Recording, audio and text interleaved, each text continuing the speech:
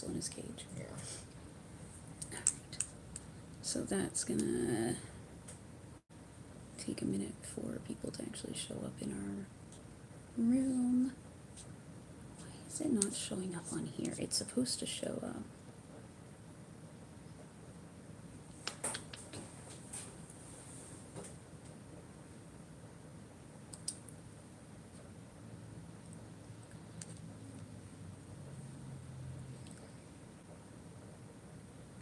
Oh, there we go. Okay, can you guys let me know how the volume is here? Can you hear me okay?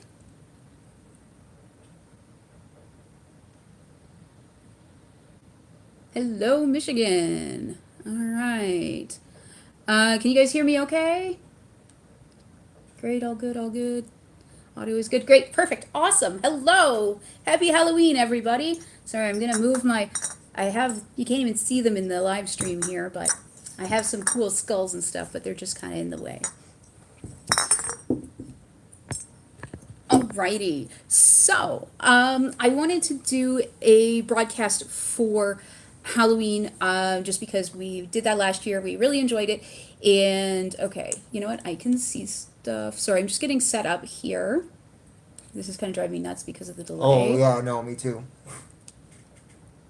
I like it for the chat feature because it's easier to see than on my phone, but we're just going to have to deal without the chat.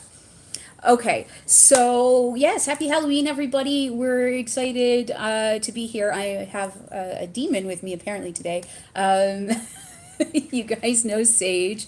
He's been into like masks and stuff lately, so he wanted to wear. You know, he loves masks, so this is how he ends up today. So I don't have anything specific I want to talk about. I just wanted to chat with you guys and see how you were doing, say happy Halloween, all that. I have a new video that's going up live tomorrow, and we're gonna get back on our once a week on YouTube, and then we'll also be doing once a week on Patreon. So if you would like to join in for the Patreon only videos, you can join my Patreon. The information should be in the description box. And yeah, you can join there and then see all of the cool content. We're still working out exactly what the content is going to be. But you can also have a say in what that content is going to be, and you can let me know what videos you would like to see and give me an idea of what we should have coming up. So that's kind of where we're at. So I will open it up for questions if anybody does have any questions or anything they want to talk about. Otherwise, I'm just going to kind of babble about how much I love Halloween, though, and it is a totally awesome mask. Yeah, he can actually talk in it. He's just, I don't know, being quiet. I'm just being quiet right now. So. Oh, thank you. I had to do some like green and purple Halloween nails, so always have to have crazy nails. Oh. Oh, well, thank you. Yay, thanks, guys. Okay, yes, happy Halloween to everyone who celebrates that as well, and all of the other various holidays that are going on right now. Okay. Quiet demons are the ones you have to worry about. Yeah, totally. I don't know if I can scroll. Okay, somebody has a question about play. Go for it. Do I give any instructional for sounding? I do, but it is not something I can do on YouTube, obviously. It is something that we are probably going to look at when, have fun with the kids. But sounding is something we're going to look at when I do online courses. When I teach it live, it is like a 3-hour class, and so I'd imagine our online will be very similar. And online classes will be starting up. I'm hoping December. I'm actually hoping to have some information on that for you guys within the next week or two. So keep your eyes peeled for that, and I'll announce it across all of the platforms. So, see, this is the thing I don't like about this one is that my chat feature doesn't stay up. So sounding, yeah. We'll be doing, sounding won't be one of the first ones, but we'll do, Sage, is that a Sabaton vest? I don't know actually. My ex bought this for me like Oh. ages ago, and I found it in the closet. So it's like, oh, I forgot I had this. I think it's SDL is the company that made it. Oh, okay. Cool. So yeah, just back to classes quickly. We will. I'll have an announcement probably within a week or two. We're gonna start with some of the like more chill sort of classes, and then we will also be talking about later on. We'll do a play piercing class and a sounding and whatever else we can kind of figure out. I just also have to look at some legalities around those things because I don't want to get in trouble, obviously. And I know that in certain jurisdictions it can be a problem and blah blah blah blah blah. So I have a little research to do before we get into the more serious and sort of invasive classes. So, is there a term for people interested in BDSM just sexually?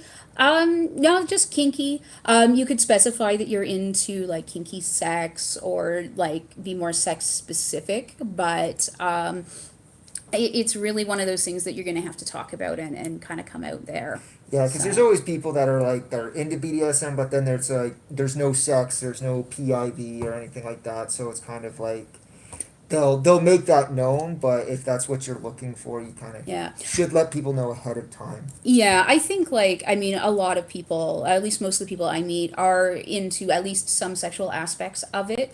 But so I always specify that I'm usually not into sexual aspects. But I think that again, it's one of those things that you really should talk about in your negotiations. And I will go into a lot more detail in the book that will be released very, very soon that I'm writing right now about negotiations. So, and I'll have more about that soon too. I think there's a question. Yeah, yeah, okay. Could you give us some tips on how to start a dungeon when the area you're in is very conservative? Um, that's a bit of a challenge for me just because I've always lived in bigger cities and it's not been an issue for me. I have run a dungeon before. Um, I would say just look into your local laws and jurisdictions so that you don't run afoul of any of the laws. So take a look at like, are you allowed to have sexual contact on the premises? For a lot of places, and especially if you're in the US, you will not be allowed to have any kind of sex, nudity, etc. Don't quote me on it. I'm a Canadian, so I don't know everything about American laws, but that's just been my experience in traveling to the States. In Canada, rules are a little different. If it's like a private club, then pretty much anything goes. A lot of our swinger clubs and other like on-premise areas here, so clubs that where you're allowed to have sex, they have like a tiny little membership fee, and then you're a member for a year, and it costs you $10 or $20 or something like that, and they give you a card, and then it kind of gets around those laws. But that's one of the things I would definitely look into to see what type of play you're allowed to have. Because if word about your club, especially in a conservative area, gets out, then word is going to get around, and you may have visits from the police. Now, if you're talking more professional dungeon, I can't really give any advice on that because that would go against the laws here in my country.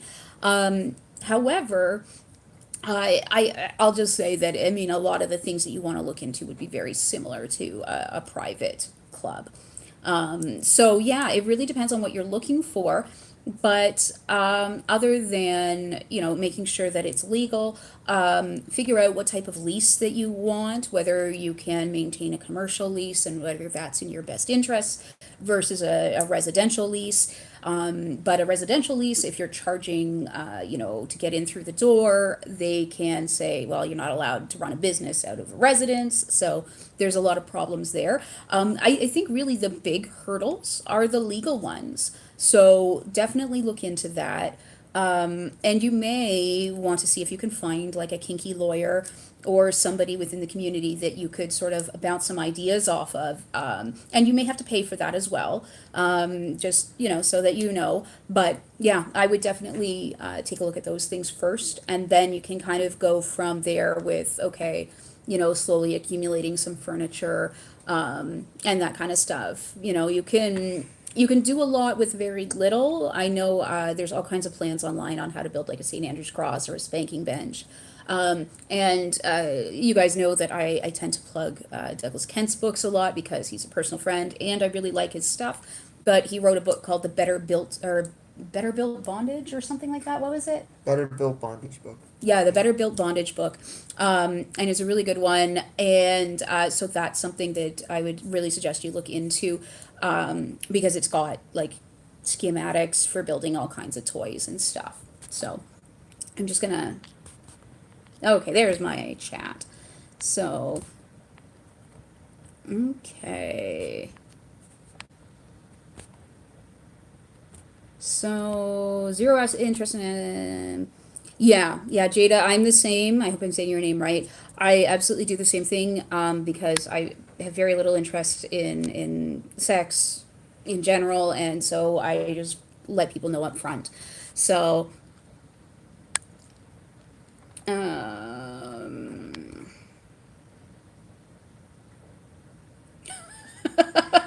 love the way I say about and again. I don't. Everyone tells me I have a Canadian accent, but of course I am Canadian, so I don't hear it, you know. But I get that a lot when I travel, especially. Oh, on private property, anything goes in the U.S. as well, to a certain degree, of course. Obviously, yeah. No, we won't be coming out to Spanksgiving this year. I would have loved to, but life has just totally kicked my ass lately. So hopefully maybe next year we'll be able to make it out to that because it looks like a super fun event. Is that in the States? Yeah, it's in the States. I can't remember exactly where it is, but it's not too far. We could drive there within like 10, 12 hours. Okay. So next year maybe. Sullivan wants to know how to put a scene together. Sure. I'll give you a quick overview. I think I've got a video on this. But basically, I like to pick a couple of activities that we want to do. So we'll say, okay, like maybe some bondage, maybe some impact, just general sort of ideas of what we want to do. If you're playing with somebody new, you want to be really specific with those things. But for me and Sage, like we play together all the time. We've been together for many years. So it's easy just to be like, hey, what do you want to do? Oh, let's do this type of play or whatever. Phone, don't fail me now. Okay, hi guys, I'm back. I don't know if we lost everyone in the room. Well, it still says there's Yeah, okay. All right. Hopefully everyone can hear me again. I'm just sort of rolling back here because I don't want to miss people's questions. So yeah, this is putting together a scene. So we'll pick a couple of activities, usually like between 3 and 5, because you don't want to overwhelm yourself, right? And so then we'll go in, start with like, you can start with a pre-scene ritual. So that could be putting on a collar, or doing like an inspection if that's something that appeals to you. And then just start with your warm-up. Start low and slow and kind of build up to the most intense activity.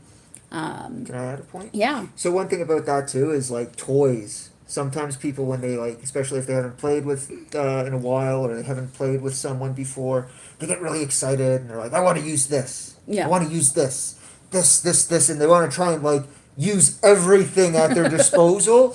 And I find that if you just select a select few toys that you want to use, it's a lot better. It goes. Yeah. Well, it's more cohesive. Yeah, and he's saying this because I totally do that. I'll be like, all the toys, they're like brand new. I haven't used them in a while. And yeah, but it is a more cohesive scene if you just kind of keep it to, a few toys rather than every toy you own. So yeah, definitely good point.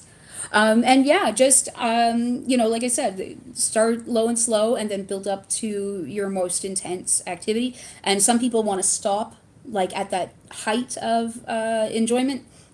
And then other people want more of a cool down. So you have to figure out which one you're going to do. But like I said, I've got a couple of videos about warm-ups, about building a scene. So definitely check those out. And I will kind of look over that and see if I can maybe update some of those videos as well. So,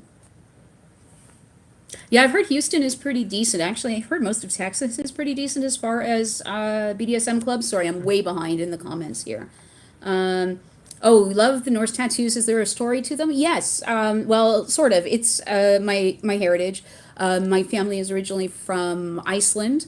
I've never been. I don't speak Icelandic or anything like that, but that is sort of my heritage. And I'm also a heathen, so somebody who follows the sort of spiritual beliefs of the Old Norse. So, um, what are some of the first safety aspects that you would provide to somebody interested in impact play, specifically flogging? I would definitely talk about areas of the body that you can safely hit. So we don't want to hit in the face, the throat. We really want to avoid hitting the spine. With a flogger, there's very little chance you're going to do damage there, but you still want to be careful about those things. There's always the like, don't hit at the lower back because you could hit the kidneys thing. The kidneys sometimes poke out below the ribs. I'm not too worried about it with a flogger. With something more harsh like a cane, I might be a little more concerned. But mostly you want to avoid that area because it's not going to feel very good. And ass is great, shoulders are great. If you're going to hit the chest, make sure the head is out of the way, so have them tilt their head back. I also try to avoid deep like really hard deep impact on the breasts, just because you can cause calcifications and issues like that. I did have a video up about this, but it was really, really bad quality. I filmed it right after I got out of the hospital. And so I'm going to be refilming it soon. But that would be kind of my big thing, is just know where to hit and where not to hit. And then practice as much as you can so that you're not wrapping the flogger.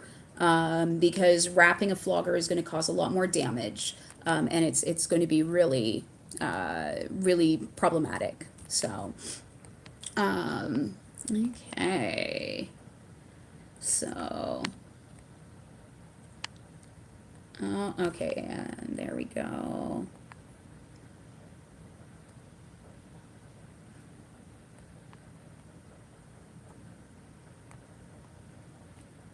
Thoughts on consensual, non-consensual play?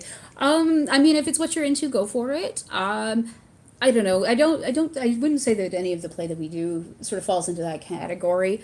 It's not like my personal favorite thing in the world, but I mean, if it's what you're into, I don't have a problem with it. Like, just negotiate the shit out of it first. Yeah, like I would say, like from previous things, it was always we talked about it, and we always kind of put it on the table, and it takes time, right? You're not gonna like do it within like the first week or maybe Yeah. even month or later of knowing somebody. Maybe if it's like your partner that you've been with for a number of years and you kind of want to put that on the table, but there's definitely a lot of negotiations that need to happen. Um, but yeah, no, it's Yeah. I mean, yeah, do it with somebody you trust. Make your hard limits and their hard limits, very explicit. And I know there are some people who feel that you shouldn't have hard limits when you're doing CNC, like in relationships and stuff like that. I don't personally agree with that, but I'm not in your relationship and I'm not in charge. So it's one of those, like, you do what works for you. But I would definitely suggest, talk about it until you're blue in the face, until you are bored of talking about it, and then talk some more, and then, get into it from there. Just because I tend to be a bit of a cautious person at times, especially when it comes to other people. I would rather, be extra careful and not hurt somebody than hurt them and have to apologize and deal with the sort of aftermath there. So definitely, I err on the side of caution and talk about it as much as possible. Oh, my thoughts and feelings about Kink TO closing. I'm so sad. I absolutely love everybody who, was working there, involved with the store. I taught classes there. So yeah, it makes me really sad. For those of you who don't know, TO was a BDSM specific boutique here in Toronto. It was a store, they sold kink toys. And like I said, I taught classes out of there once a month usually. And they were really nice people and, important community members. And I made a lot of new friends through that place. So I'm very sad about it. And hopefully they will have an online thing or something that will continue. So, yeah. You know what, Chill Padawan, I totally agree that a lot of people get too caught up in the destination and miss out on enjoying the journey. For sure. Like, enjoy all of it, like there's no, yeah, sorry. There's no end goal or no, or whatever for BDSM, right? It's just like enjoy the ride, have fun. That's what we're all here for. This is what works in my life, what makes me feel comfortable. That's how I want to structure my relationships and everything else. So, getting into humiliation play. Just remember that humiliation play is super, super personal and specific. So, what I think is humiliating, you might be like, yeah, whatever, who cares? So, yeah, make sure that you talk about it a lot. Know what areas are off limits. So, for some people, it would be like, oh, if you say anything about my weight, that's going to hurt my feelings. Or if you say anything about my intelligence or whatever, right? So there's all kinds of those little things in there. I'm not super, I don't really do humiliation play. It's not my thing. But I've looked into it a lot just because it is a popular sort of play style. But yeah, I think just it has to be really personal. I don't really believe you can humiliate somebody you don't know, like unless they're really easily humiliated. That better not be, yeah, it's gonna crap out. Just turn one of the lights off there. Yeah, totally. It's a bit bright. Hi, we are back. I'm sorry. For some reason, this thing just keeps getting dropped. It's probably because there's a giant ass storm right now. There we go. That's good. Yeah. I had too much light. But yeah, I was talking about humiliation play, just that it's personal. Talk to your partner, find out what they find humiliating, find out what's off limits. I think that's the best way to go about it. So let's see. And once again, I got kicked off. Sorry, guys. I really think this is because we have a huge ass storm going on right now. So I'm sorry. Hopefully, this will keep it, going. I just saw a question here about can I dom or top as a blind person? Absolutely. So, sorry, I had my hand in front of the camera. I didn't even realize. Domination is all about authority, right? So, it's, you can have authority and it doesn't matter if you're sighted or not. And then when it comes to play, you are certainly going to have some challenges, but you can overcome them.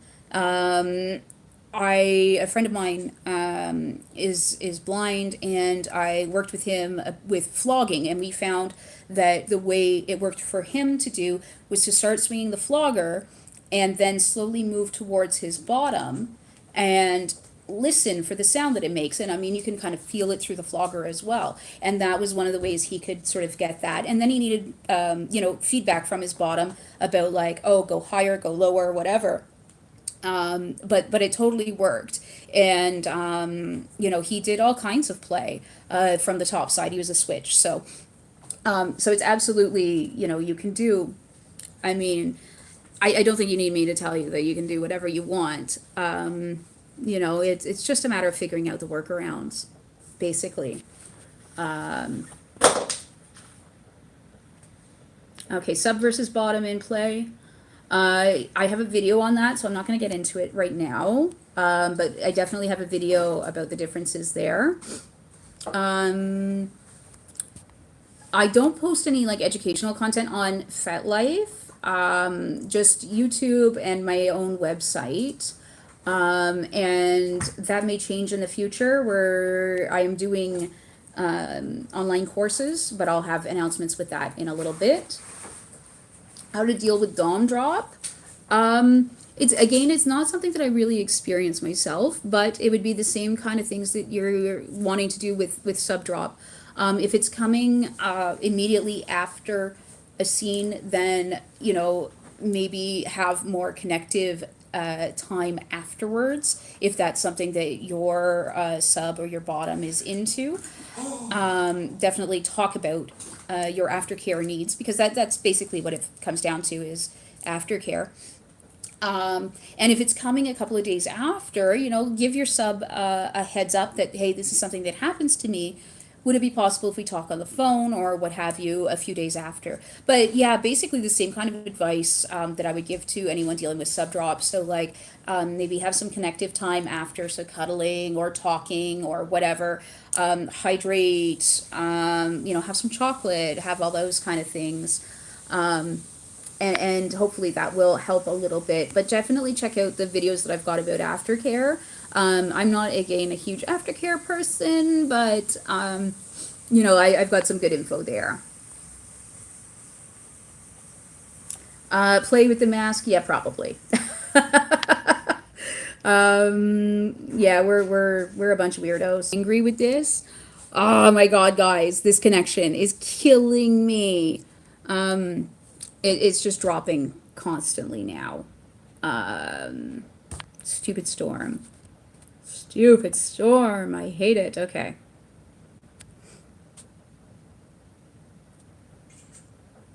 Halloween question. How do I feel about McCartney? I don't know what no. I don't know what McCartney Manor is. Now okay, I need to look this up. Sorry guys.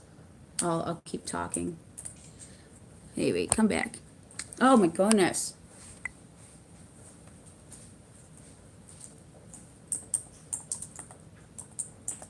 Okay, I'm gonna take a look at this. And it's an extreme haunted location.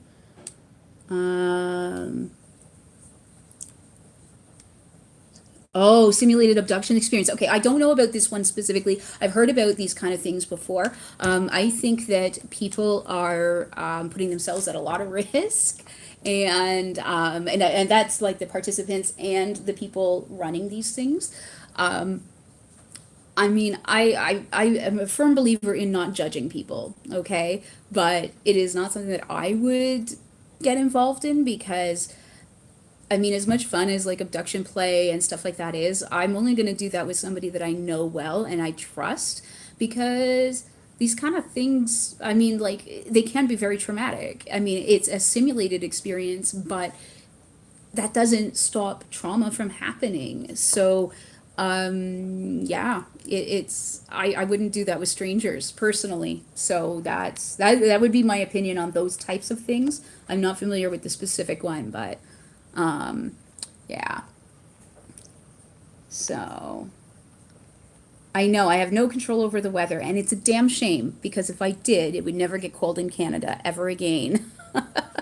Stuff for binding. If you're not good with rope, I would just use, leather cuffs. You can use Velcro cuffs, scarves, all kinds of stuff. If you do like rope, there's, I'm a big fan of rope. I've got a couple of videos on how to do, look up double column tie on my channel, and that'll show you how to use rope there.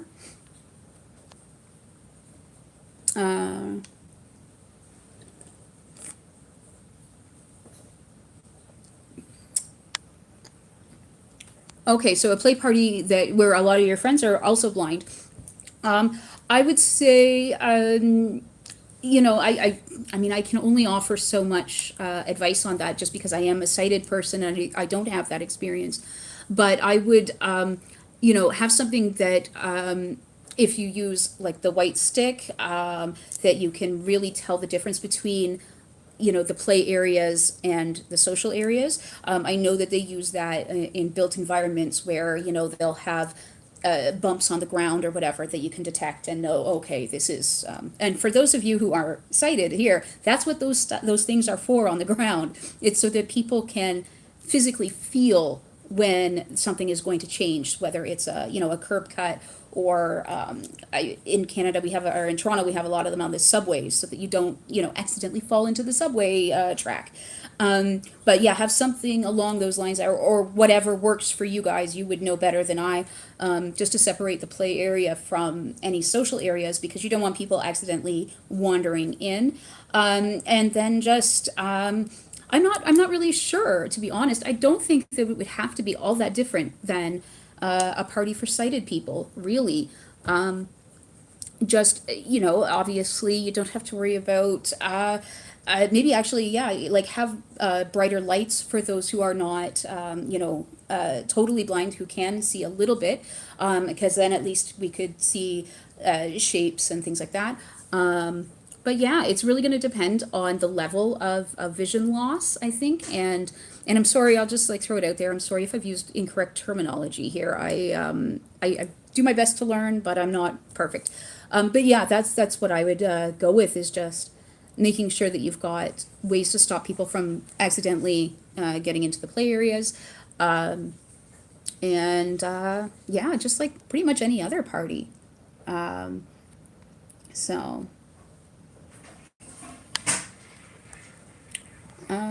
I do not know how to properly use a whip. A single tail whip, that's one skill I do not have. So sorry about that, guys. For someone wanting to get into suspension as both a rigger and a bunny, I don't have a ton of advice there. Other than take classes. Oh, you're coming in no mask. No, I This had to take it off. It's boiling. This is what he actually looks like. Yes, hello. They've never seen you, so. Well, I'm sure some of them have if they've gone to Well, my... if you follow me on Instagram, you've seen what he Yeah. looks like, but this is what he looks like. So we're talking about advice for people wanting to get into suspension. Go to classes. Really, that's because,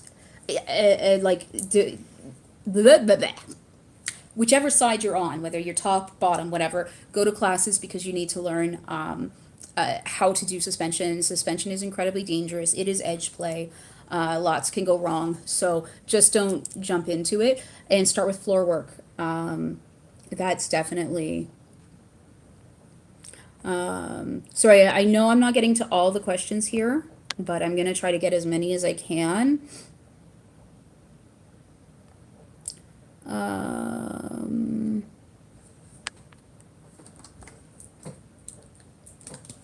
Yeah, is anyone doing anything cool? I just saw somebody going to a haunted house tonight. So anyone doing anything cool for Halloween?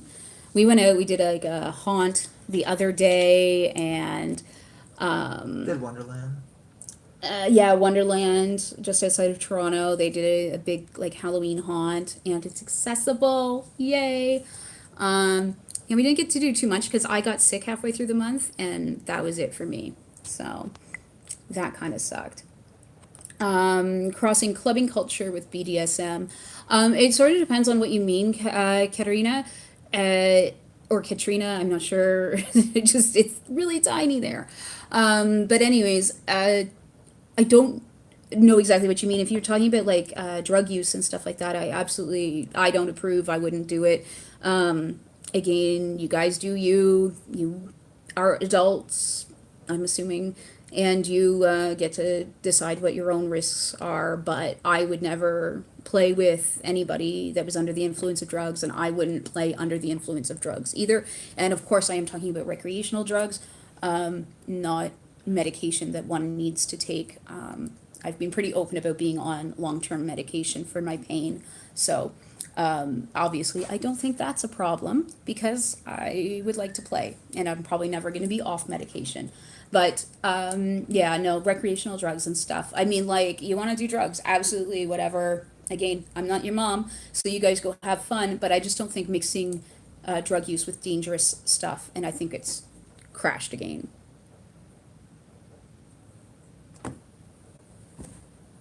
Ah.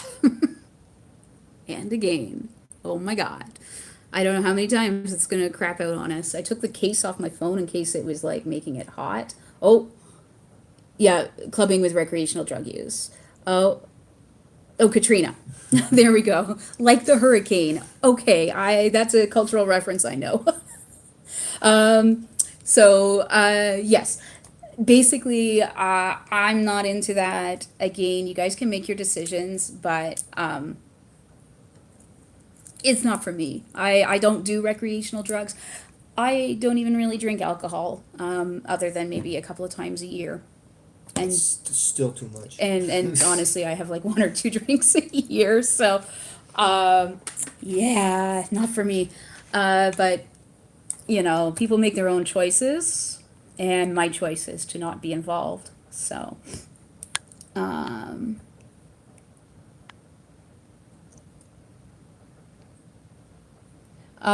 okay. I'm actually going to be doing a video about. I see somebody here who's interested in stretching. Basically, I don't know how to explain this properly, but basically the urethra in the head of the penis. But they don't want a surgical cut. So I'm assuming you want something similar to like maybe a sub-incision or that. I'm actually going to be talking about BDSM and body mod in an upcoming video, hopefully this month. So I will definitely address some of that stuff there. Obviously, I'm kind of into body mods. I used to be a piercer. I've been doing suspensions for a very long time. Hook suspensions, not rope suspensions. So, yeah.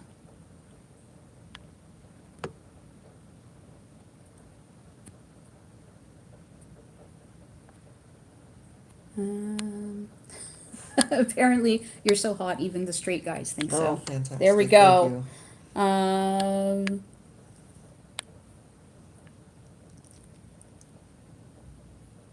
Oh, a picture of myself as a kid. I actually do not have any photos of myself as a child. You know what? That's funny because I don't think I've ever. You never, showed me No. pics of Um, when she was a kid. So I- if I haven't seen it, you're not seeing yeah. No, I'm estranged from my family right now. Well, right now it's not gonna change. I'm so I don't have anything from my childhood at all. So no pictures, no nothing. So sorry, I can't do that. Ooh, somebody went to a metal show. it. Mm. So Yeah, we were supposed to go to a few. yeah, but I wanted just to go to a stuff got in couple the way. because, gee, we Haven't like gone- metal. haven't In case gone you in a couldn't while. tell. Yeah. Everyone always sees his metal T-shirts in videos, and they're like, "Oh." Difference between BDSM and did it crap out again? It Yeah, it did. did. Overheating. Guess what? So we were asked What about. are we at? 4, 5? Oh, at least probably more than that. So somebody asked about DG, LG, and BDSM and the differences there. There is no difference as far as I'm concerned. It's just like a sort of subset of like various kink relationships. It's a branch.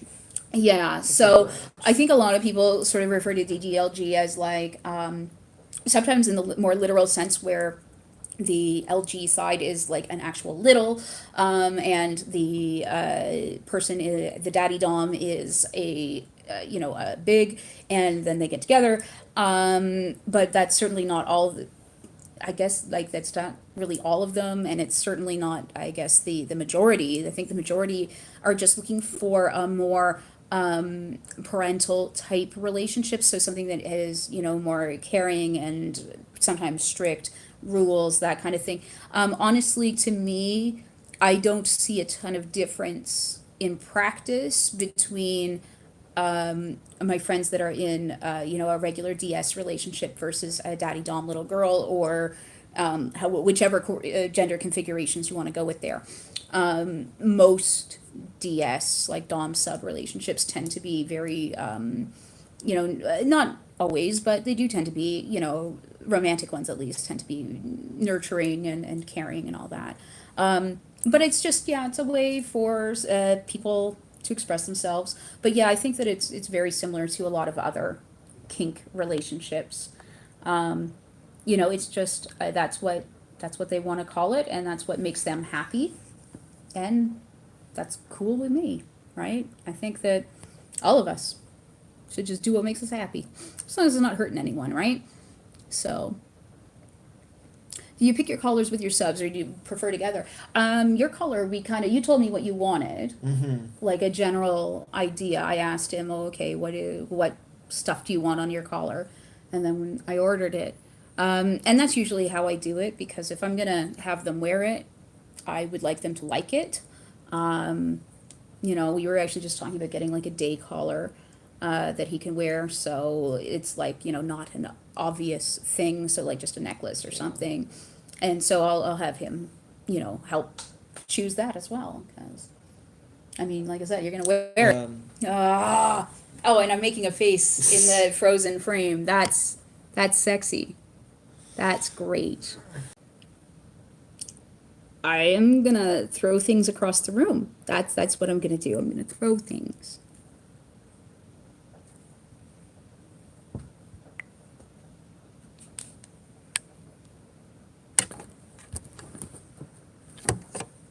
Can you maybe turn the overhead light off there, or the studio light?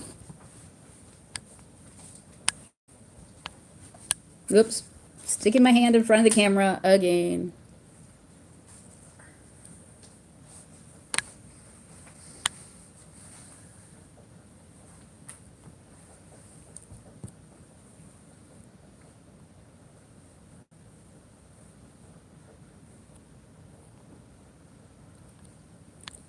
Yeah, I know, I made a great face right as it froze, eh? No, I have not heard of Juicebox website text, but now I have to look that up too. You guys, you're killing me.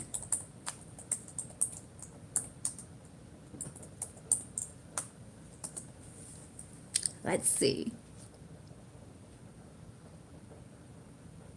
Okay, so that looks like something I'm going to have to actually look into. Not something I can get a gist of very quickly, but I'll take a look.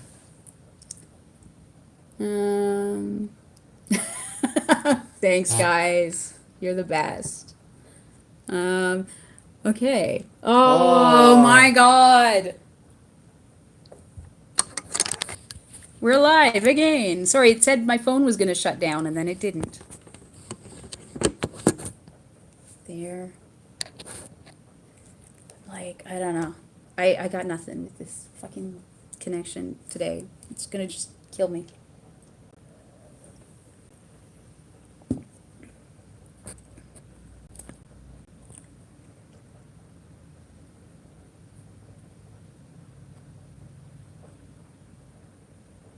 Oh, there you go. How'd you get into the scene? Oh, So let me tell you. Oh, I think I know this story. I don't know if I've told Oh, you this no, story. okay. Plenty of fish, actually. Yeah. So I knew I was into this stuff, and so I was kind of like, oh, all right, I knew what certain things were. Like I knew what a dom was, I knew what a sub was, slave, whatever. And I remember on Plenty of Fish, I messaged this one woman. She was like, I think I was like probably 19 or 20 at the time. She was probably about 35 in her 40s, but He likes older ladies. but she had Dom in her screen name. So I was kind of like, huh. So I messaged her, and then we started going back and forth, and she told me, it froze. Guys, I'm sorry. This is bloody terrible.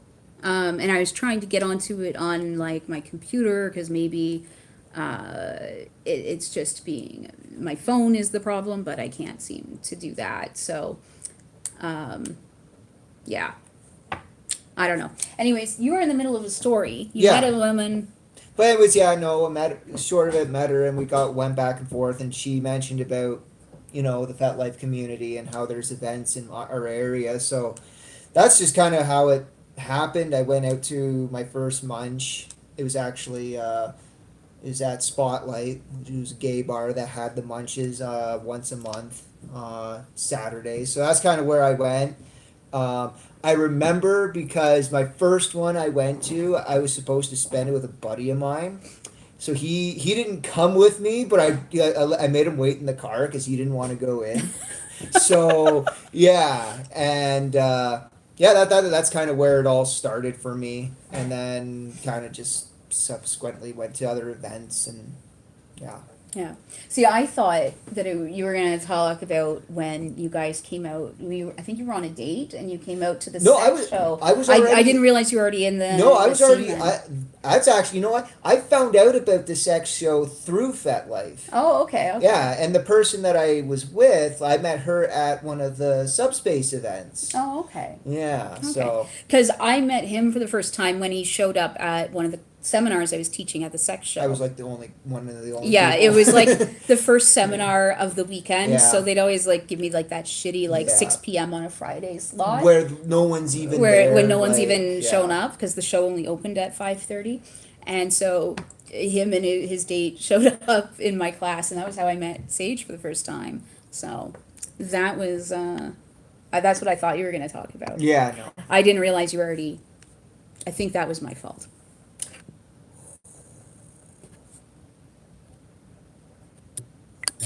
Like, what the hell is going on?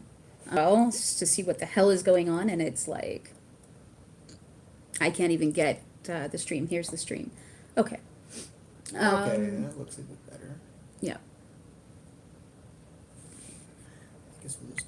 We're just gonna, I'm gonna try to do the chat on here. So, let's see. Yeah, if you guys are interested in like private contact or anything, you can definitely contact me on Patreon. Some of the support levels will give you, email contact so that you can ask me questions and that sort of thing. But if you just have like an idea for, a video or anything like that, feel free to drop me an email. My email address should be in the About section. Excuse me. And you can just drop me an email for that kind of stuff. Have you noticed with your friend group whether the majority of them are involved in kink or not? In our friend group, yeah, pretty much everyone is kinky, just because that's where I socialize the most, and I think that's where you socialize a lot of. I get a lot of my social time through work. And through work. So. We also have a bunch of like tattoo artist friends. Surprise, surprise, we're both quite tattooed. And Sage used to work at a tattoo studio very briefly. So we have friends through that sort of stuff and body mod and all that. So, yeah, but most of our friends are kinky. And I mean, even the friends that are involved in like the tattoo and body mod world are also in the kink world a lot of the time, so. But also, I don't know, I'm going to add to that with Yeah. sometimes friends are, when they get to know you better, they know, right? You might say something here or there, with my close friends, I'm pretty open about the things that I like. And honestly, I've had people kind of pull me aside and be like, "Hey, I've got some questions for you," and because they're interested too, but they don't want to know who to talk to about it or how to go about it. So I've had my friends, like vanilla friends, come to me, for advice. And I was like, oh, okay, or my 2 cents. So. Well, I think it's also a bit harder for you to not be totally open about it because, here's your girlfriend on YouTube and, all this sort of stuff. So you don't get a choice. Yeah. So, okay, somebody is asking, there. The first one that I saw was about age play becoming part of mainstream society. I honestly don't think that kink will ever really be a fully accepted part of mainstream society. I think that there's just too much variety, too many extremes within kink, that I don't think that it's feasible to believe that we can really truly become part of mainstream society. Now, to some extent, there is a bit like, 50 Shades really brought things out, as horrible as those books were, as far as like terrible depiction of BDSM. The writing made me want to gouge my eyes out with a fork. But I do know that a lot of people really enjoyed those books, and I don't want to like shit on those people because it just froze again. Do you want to actually go grab me an ice pack, please? Sure.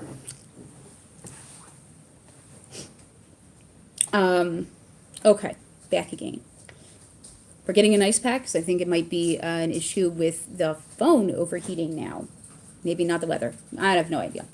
But anyways, yeah, I think that, I mean, it brought stuff into the mainstream, but that it's, thank you, that it's unrealistic to think that we're ever really going to truly be mainstream. Okay. It froze again. Okay, so maybe I don't even know what the hell's going on. Anyway, so that's kind of I know that there are a lot of like age players that are really adamant about you know, being accepted in the mainstream and stuff. And I mean, there are people of every group that are like that.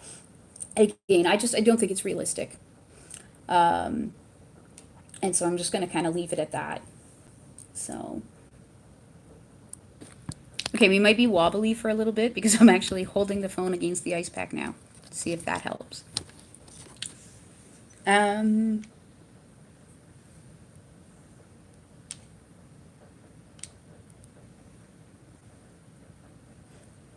Okay.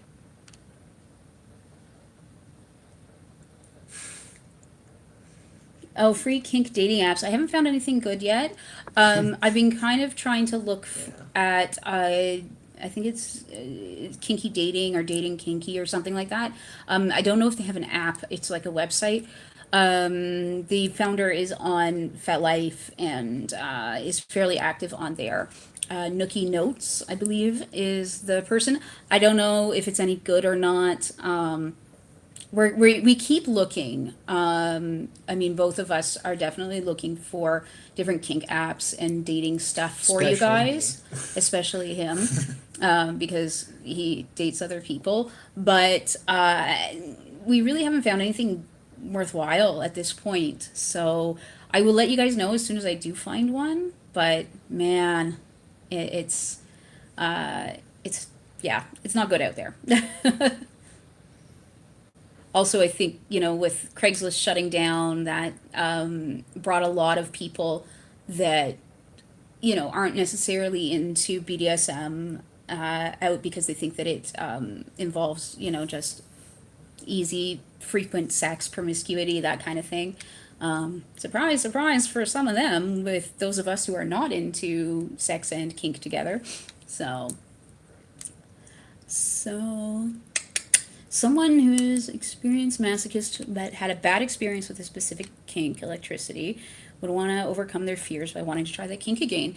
I think that's really commendable that you would want to overcome that. And I would just say take it slow, play with somebody you really, really trust. In fact, you could even experiment just on your own if you have access to like a TENS machine or a violet wand or anything like that.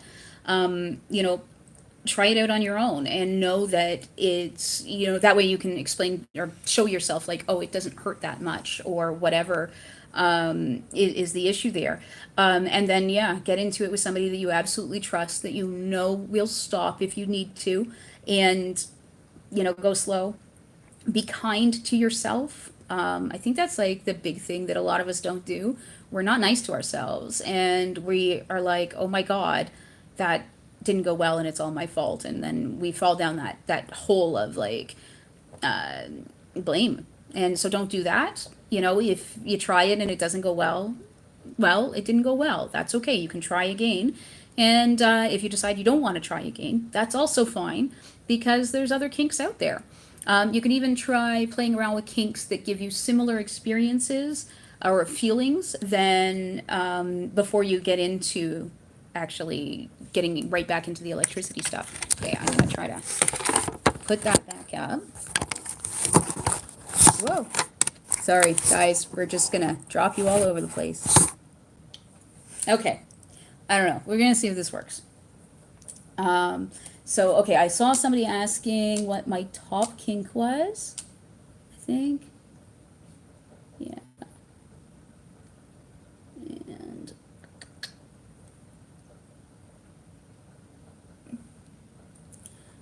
yes, 50 Shades is quite funny. I have to admit. I think, who was it that was like, some comedian did a reading of it that was like horrific, and it was so funny. I don't remember who though, because names, they don't work for me. Um, let's see, my top kink. I have to pick one? There's so many, and they're all fun. I'd have to say probably I do really enjoy medical kinks, and that can kind of go all over the place from like, I mean, I do enjoy like piercing and body mod stuff, but it could be as simple as doing like, you know, mad doctor, horrific invasive exams, all that kind of stuff. Like I like doing like saline inflations. I like doing enemas. I like doing like all kinds of stuff, really. Speculums, all sorts of fun, crazy kind of things. What's your favorite kink? Yeah, I know it's hard to pick, right? I'm trying to think of a smart ass comment Oh. right now, but yeah, I don't know. There's too many. Like, Yeah, I don't know. Yeah, It's it's hard a to lot. pick one. Mhm. Like there's so many fun things out there. And honestly, I'm like that person that will be like, I will completely obsess over like one kink for like a couple of weeks, a month, whatever, and then I'll like leave it alone and not do it for a while and go on to something else. Like there was a while that I was completely and utterly obsessed with bastinado. And for those of you who are not familiar, it's foot caning. Um, and I love bastinado, but like I just went on a kick where I was like, I do not want to have a play scene that does not involve bastinado at all. Like it's got to be a major part of everything I do. And then like a month later, I was like, okay, whatever, take it or leave it, move on. So I do that a lot. Um, but I do that like with everything in my life. Like I'll be totally obsessed with one kind of food for like weeks on end, Or color. or a color or whatever, and I just, that's all I want, and then I get bored of it and then I move on. So, yeah.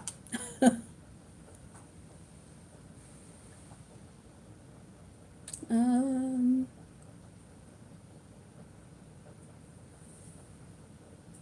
oh, good advice for new people. Um, I think probably my big piece of advice for anybody new is to do your research before you engage, to learn from multiple sources, because I give you guys my opinion on BDSM. But this is not the only way to do BDSM, right? There's lots of ways to do it.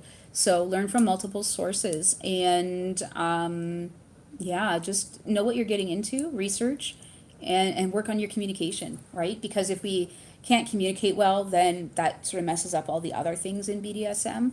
Like pretty much everything you need to know, you can learn. You can learn communication skills, but you know, getting comfortable and talking about this stuff can be really hard. I know that. I have no shame, so it was easier for me, I guess. But even I struggled with it at times. So, what would you tell new people? What would your advice?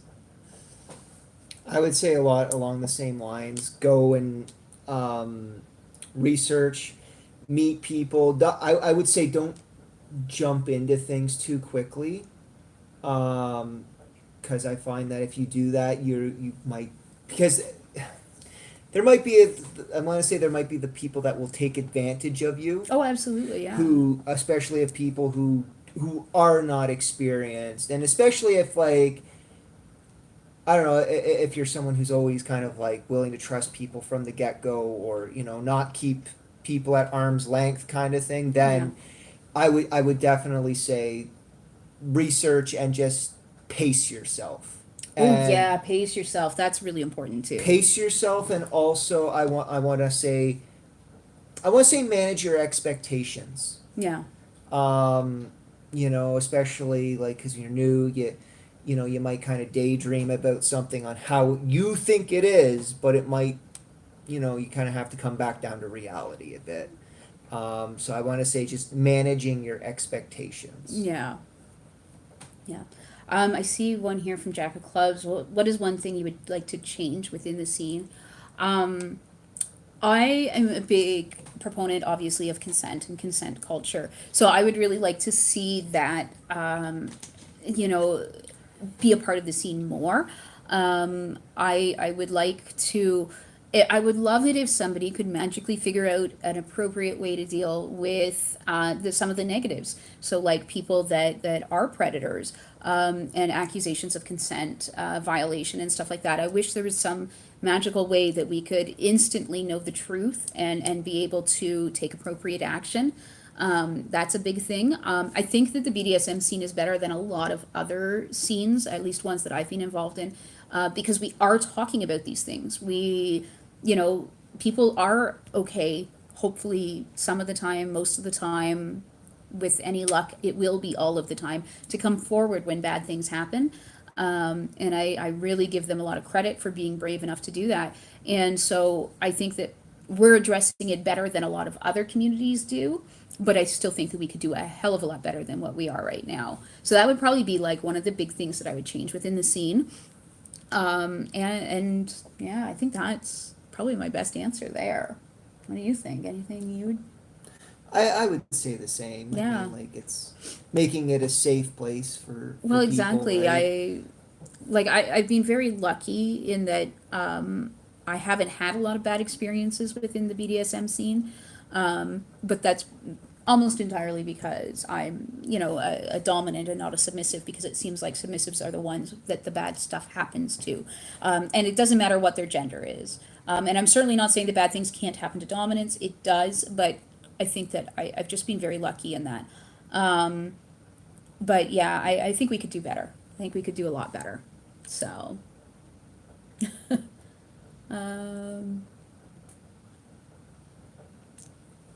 let's see. Oh, finding a mentor.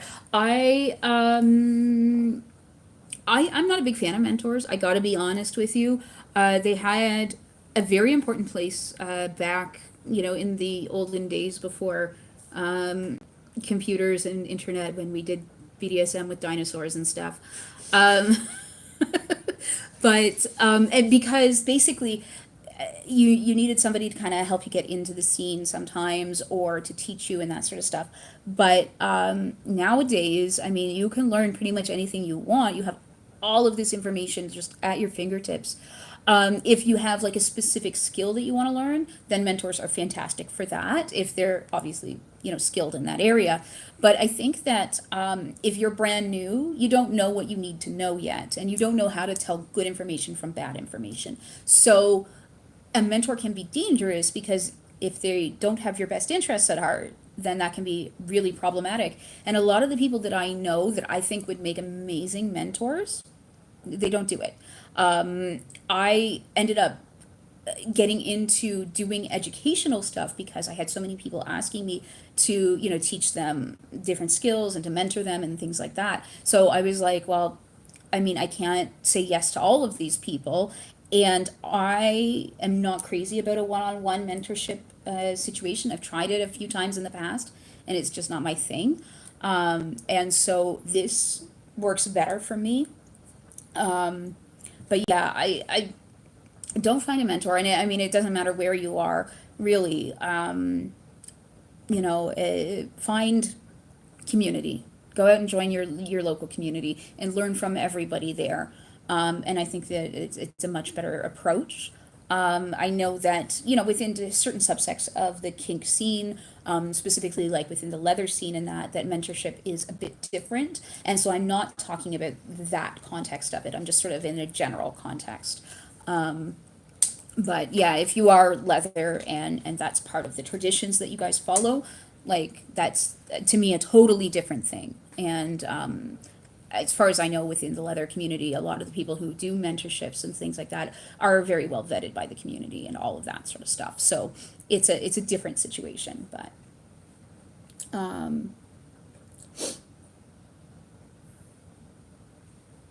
yeah. I can't see if that's Vernon or Venom. I'm gonna go with Vernon. It is burning. Vernon, okay, yeah, you're closer to it.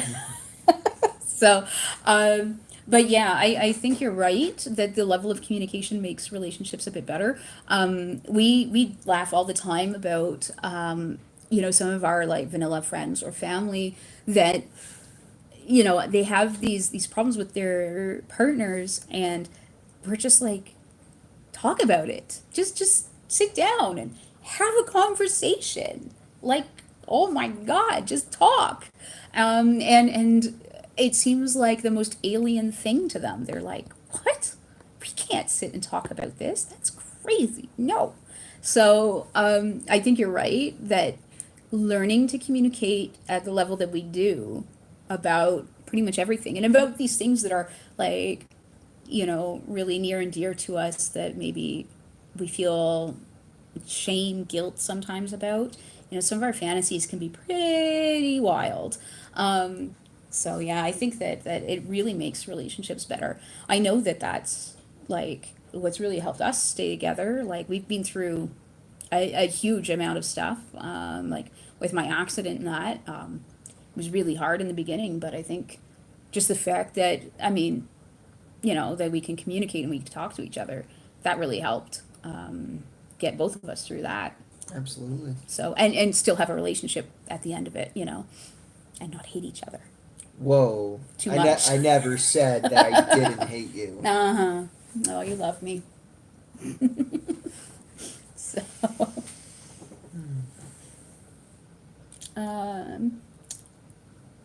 has my accident reduced some of the things I can do, and does it frustrate you, and how do you combat that frustration?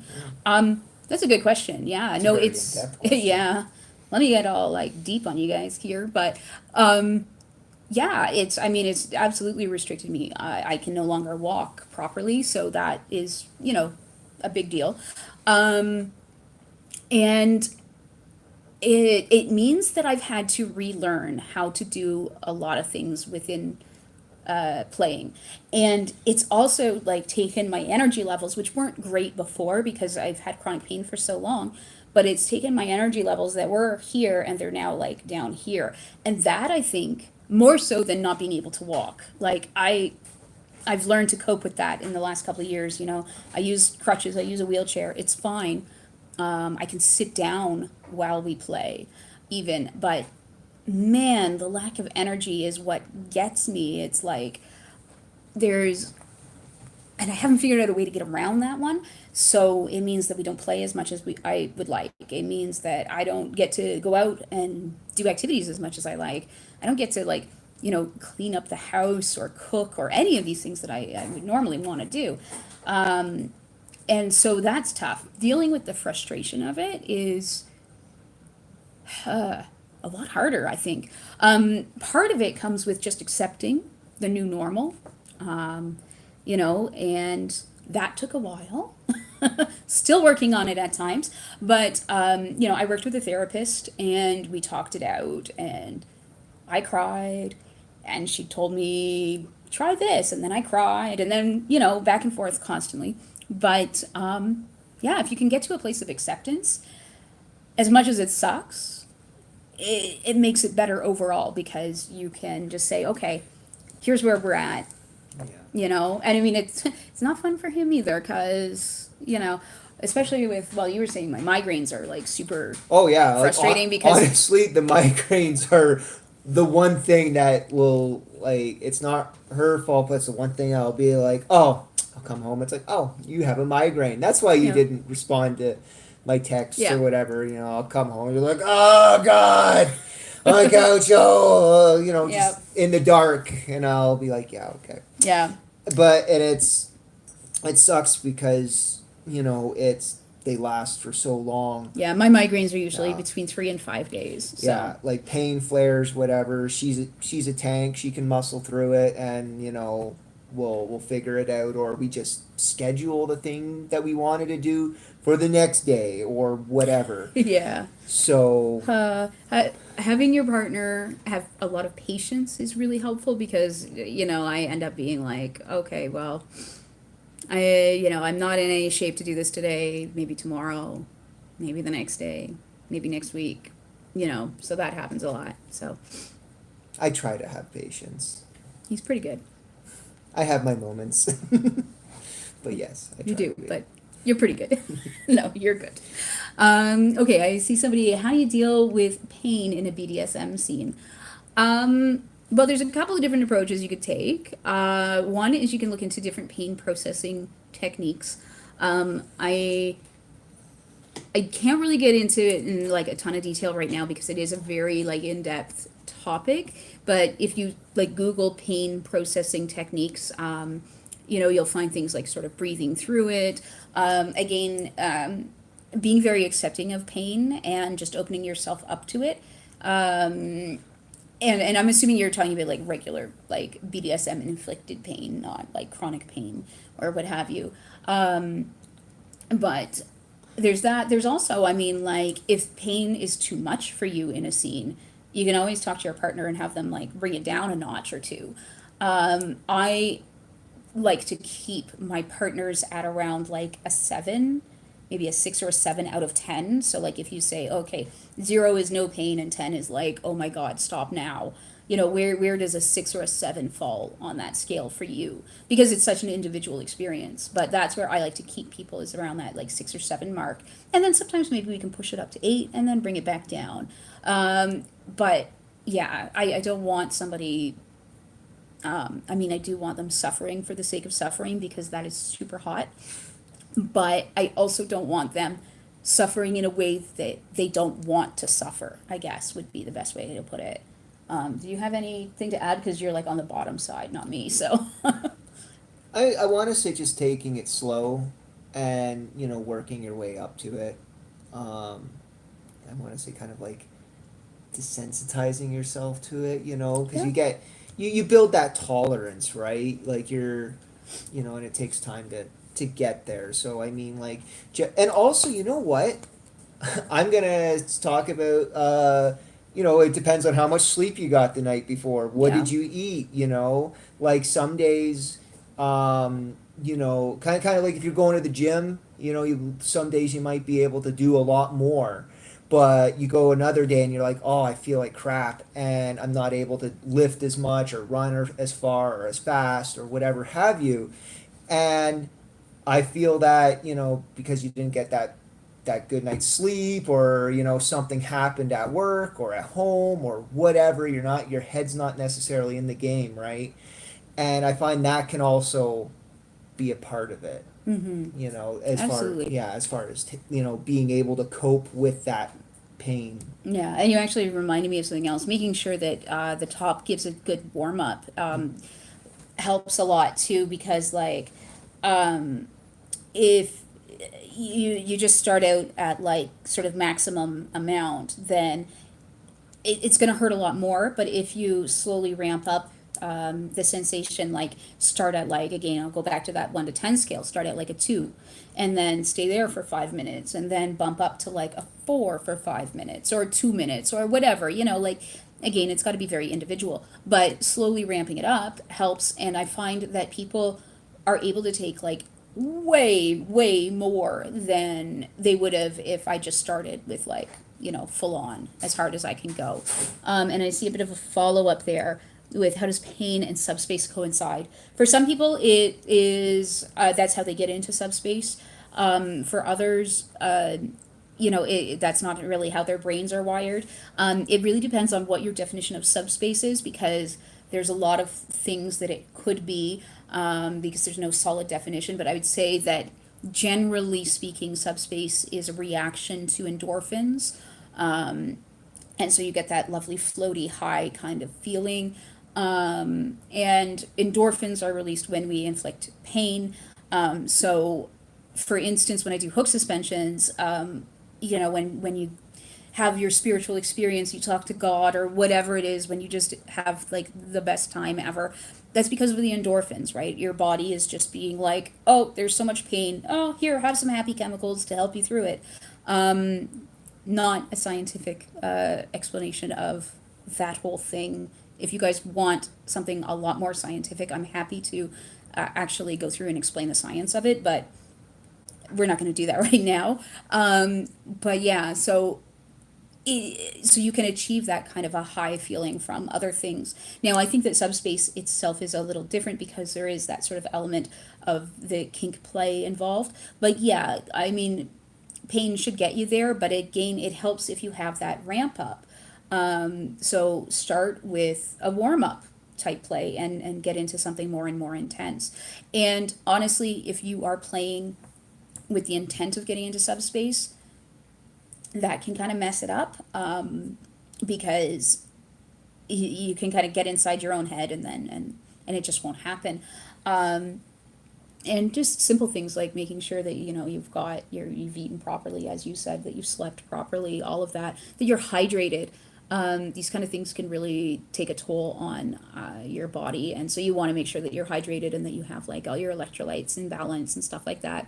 You don't need to go out of your way to drink like Gatorade or anything like that, but just making sure that you have a balanced diet. Maybe put a pinch of like Himalayan pink salt in your water might help.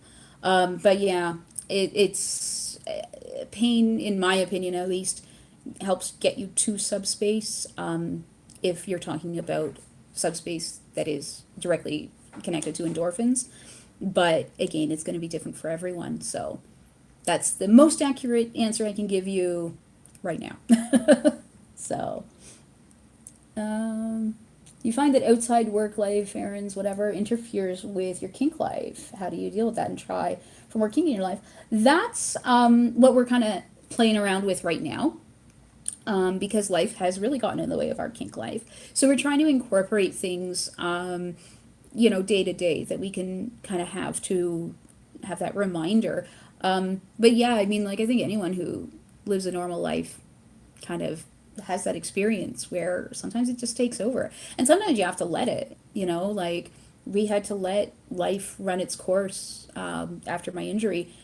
Because it was like nonstop doctor's appointments and lawyer stuff and lots of lawyer stuff and then more lawyer stuff and all of it. So it was, we didn't have much of anything else at that point. And now, we're like coming out the other side of it, hopefully soon. And so we can start bringing kink back into our lives more. So I don't know, any thoughts, feelings there from you? No, you pretty much summed it up there. Yeah. Oh, somebody said cute choker. It's actually part of my sweater. I love this. If I can get it out here. But it's like a little skeleton. Now that I've messed up my makeup. Oh, I think somebody had asked about YouTubers. Yes, I saw that. I just totally skipped over it. Sorry, broken glass. YouTube trends that make you cringe, and do I watch any YouTubers beside BDSM ones? Yes and yes. So I'm trying to think of YouTube trends that make me cringe. Okay, it's not a trend, and I'm really, really happy, but I don't know if you guys remember when Sophia Nygaard did her own, I think it wasn't Sophia, my mistake, it was, oh my god, why can't I remember her name right now? It was the girl from Threadbanger, did her own stick and poke tattoo. What the hell is her name? Oh my god. Somebody comment, please, because it's going to drive me nuts. But anyways, yeah, she did a stick and poke tattoo. And it, like, I was watching it and I'm, again, I come from, like, medical background, piercing background. I'm really, really strict, we'll say, when it comes to, like, proper preparation and cross-contamination and all that kind of stuff, right?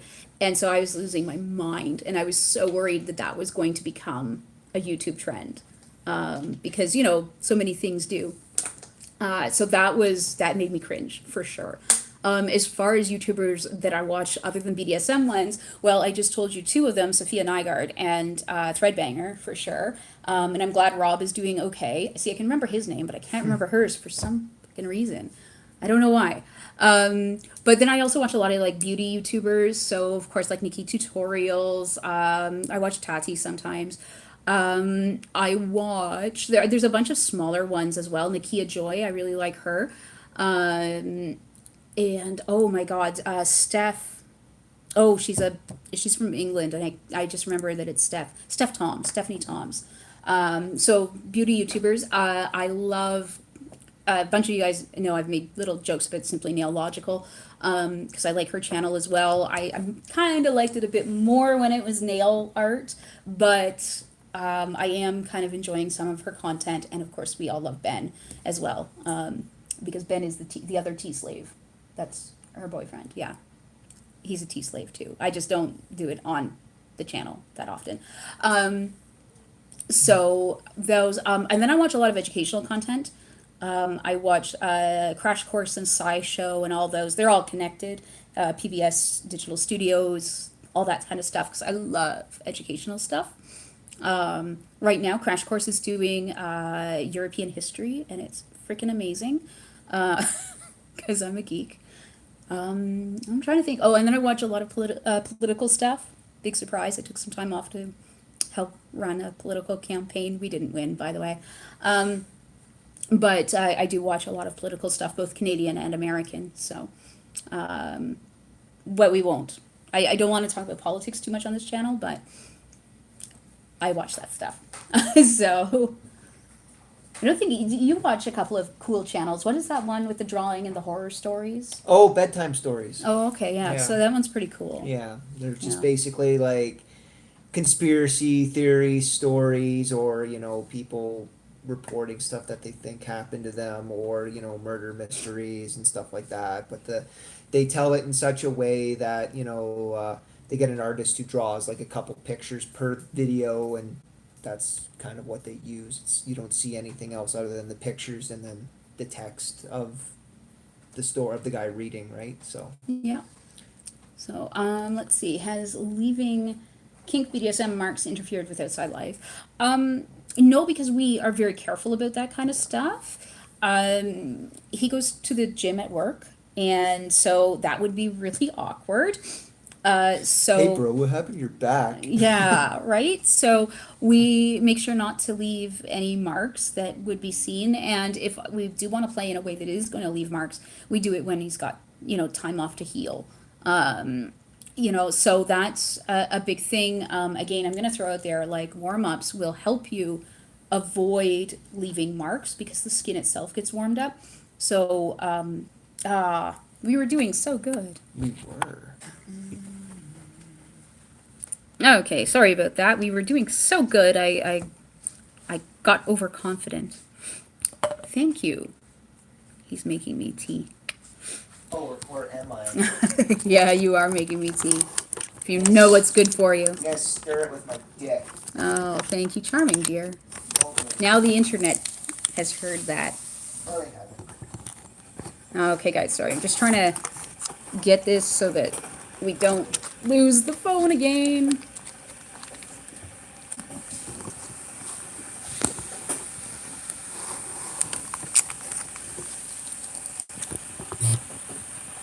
Okay, that should work. To hit a button. There we go.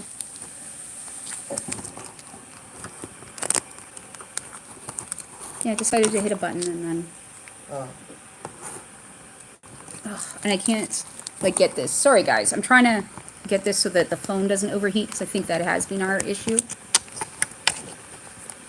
Could you pass me one of those bottles of water, please? Everybody needs a tea slave. I just saw that pop up on the feed. Everyone needs a tea slave. Okay, hopefully that'll help. Anyways, let's get back to where I was.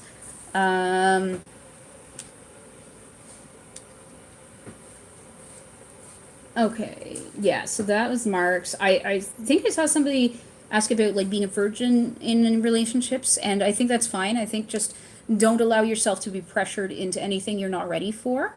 There's absolutely nothing wrong with being a virgin. And if somebody can't respect that you want to wait, then I don't think that they are worthy of you in a relationship. So definitely, feel free to explore. You don't have to involve sex in BDSM. I don't a lot of the time. And there's nothing wrong with that. It's an absolutely, there's a lot of people who play that way. So don't feel bad about it. Don't worry about it. Just make sure that your partner respects you, because you deserve that. good BDSM channels. I absolutely love What's the Safe Word. It's two gay guys. Well, it's more than two gay guys now, but they're awesome. I love them. They would probably be my top choice for other YouTube channels. I'm not sure what's going on with Brittany Simon. She had some BDSM content, but I think she's leaving or almost left YouTube. So I would say that she's a good resource as well. But Halloween spooky themed scenes, yeah, we do that sometimes. I mean, we're both big horror fans. You know, Halloween is all year round in our house, so we don't do a ton of role play though. I will say, but yeah, I would absolutely do that kind of stuff. I'm getting a look. He's staring at me while stirring my tea. I think he wants to do scary Halloween themed things. He's a switch, and he always seems to think that he gets to, like, you know, switch roles in our relationship, and that just isn't the way things work here. And now he's really giving me a look.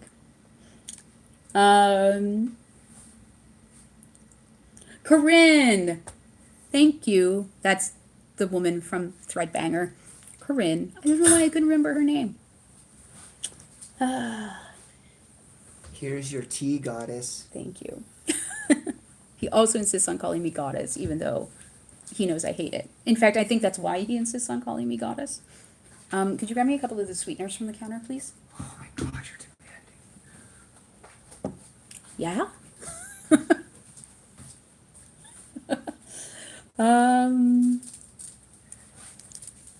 Okay. Here's your sweetener, goddess. Thank you.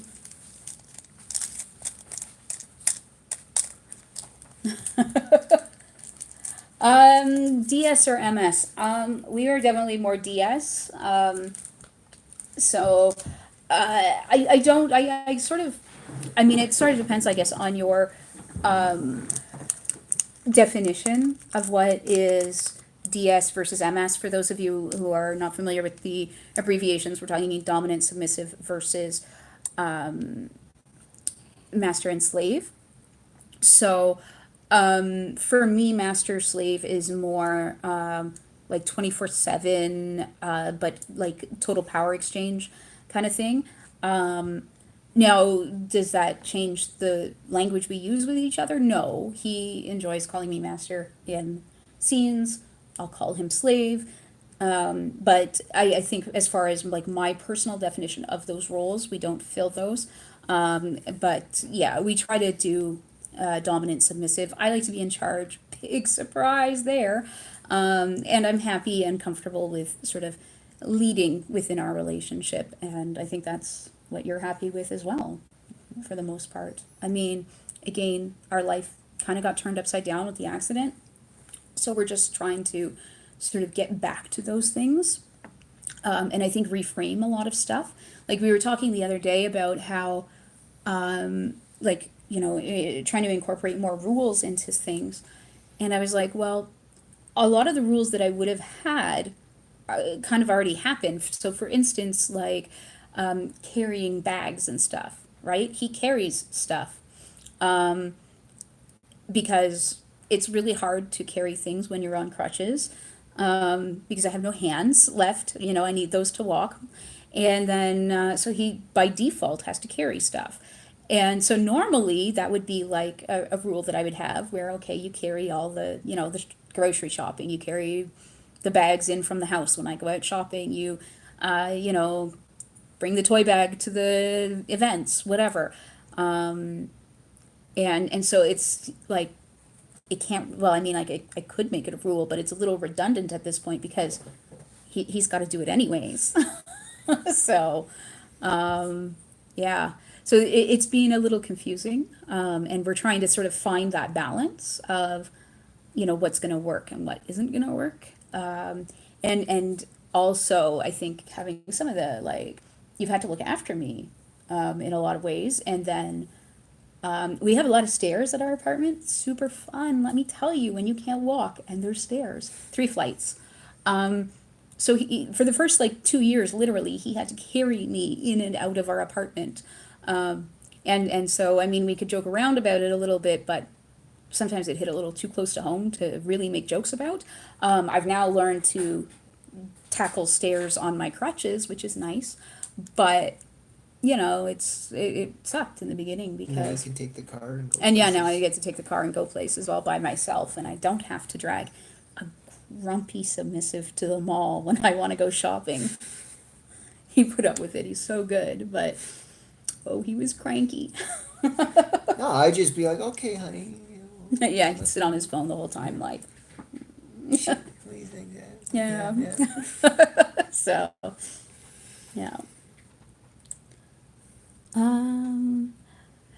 Oh, what did I hope to talk about tonight? I don't know. I think I just kind of wanted to come and chat with you guys. I love talking to you. I love seeing what you want to know.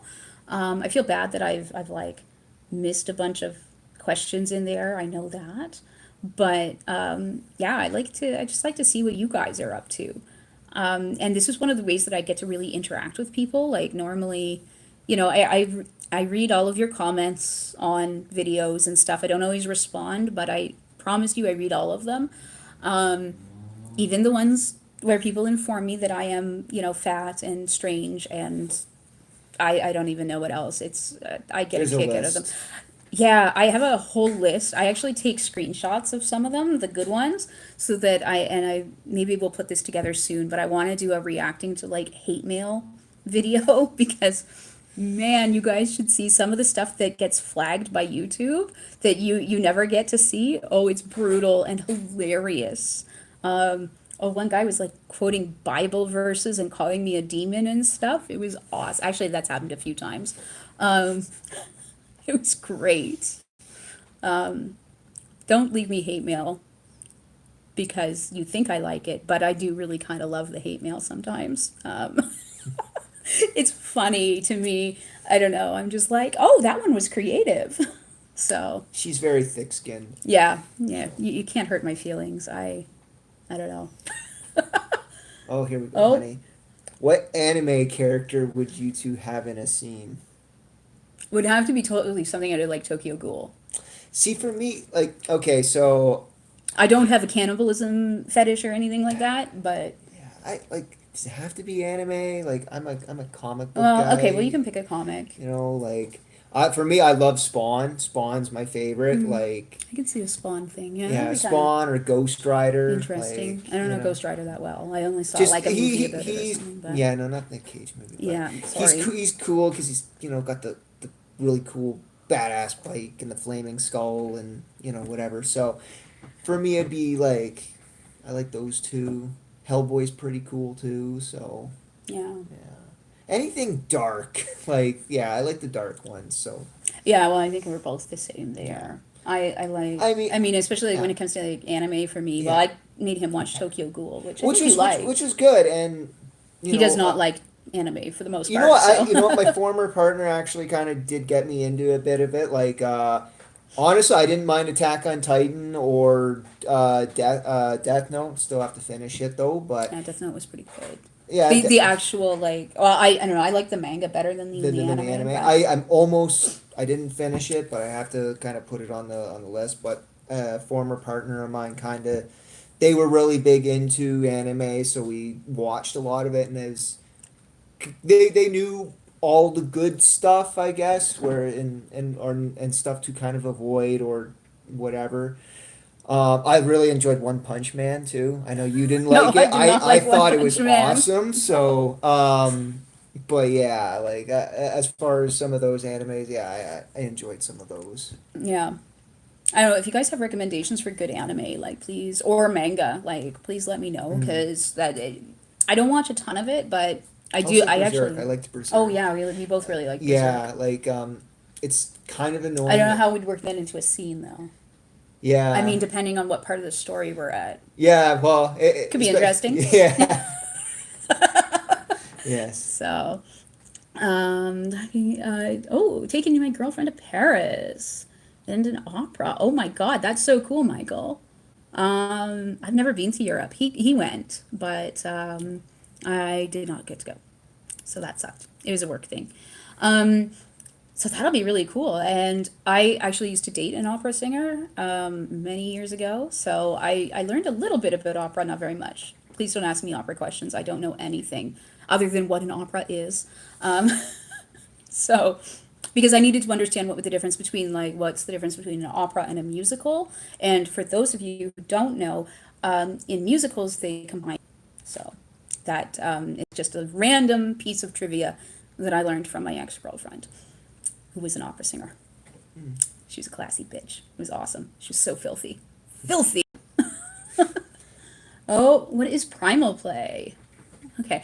Primal play is another one of those subjects that is very, like, vague, we'll go with. So it tends to be very rough play. Uh, a lot of it is sort of like predator prey oriented. So instead of like having a Not- dominant and a submissive, Not yeah, that not the big face thing. Predator. There's one over there. Um, he collects statues. Sorry, that probably didn't make sense to a lot of people. But yeah, so but anyways, instead of like a dominant, you'd have a predator. Instead of a sub, you'd have a prey. And people fight, wrestle, rough sex a lot of the time. And it's sort of getting in tune, like that's sort of the superficial definition, but getting in tune with the sort of more animalistic side. A lot of people we know in BDSM sort of relate closely with like wolves or other predator type animals, so they may connect that way. But yeah, it's just sort of like rough play. There's not specific rules necessarily. Like it's not going to be wrestling, grappling type play, but like, clawing, biting, wrestling, that kind of stuff. So yeah, just rough play. And people relate, I think, in a game, you see a lot of people like in a pack with on Fat Life or whatever. So they kind of go to structuring their relationships in various hierarchies that they take from the animal world, but unfortunately a lot of them, the whole alpha wolf thing is has been totally debunked. But that is a relationship structure that works for some people. So even though wolves don't live that way, people certainly can make these decisions and live that way. So that can be a bit of a thing in that too. So see some Spawn fans. Oh, Um, there you go. oh no, there's one above. What two traits do you think a good dom has, and two traits for a good sub? Well, I'd say like a good dom should be compassionate for sure, because like if you're gonna lead, you need to understand and care about the person or people that you are leading. So compassion would be one, and well, I would say a desire for authority or a desire to lead, because there's lots of people out there who don't have that desire but get forced into leadership positions, and then they just feel awkward the whole time. But yeah, compassion definitely, and I'd say probably also a sense of humor, because things are not always going to go the way you want, and you have to laugh, because if you don't, like, I don't know, Well, it's rough. one What do you thing- think? I want to say listening. Yeah, yeah.